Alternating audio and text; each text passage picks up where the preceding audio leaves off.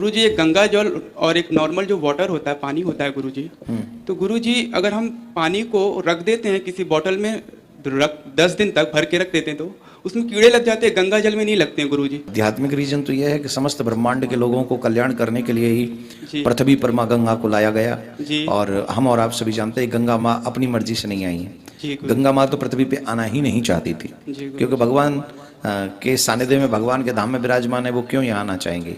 लेकिन क्योंकि सगर के 60,000 पुत्र कपिल मुनि के क्रोध के कारण भस्म हो गए थे, तो सूर्य वंश के अनेकों राजाओं ने तपस्या की, और अनेकों राजाओं के तपस्या करने के बाद भागीरथ जी की तपस्या के कारण भगवान प्रसन्न हुए। ब्रह्मा जी ने कमंडल में से छोड़ा, फिर शिव जी की तपस्या की वेग संभालने के लिए, शिव जी ने अपनी जटाओं में उसको संभाला, तो वो बहुत सालों तक उसी में भ्रमण करती रही। तो फिर भागीरथ जी ने शिव जी की तपस्या की कि महाराज पृथ्वी पे तो भेजो।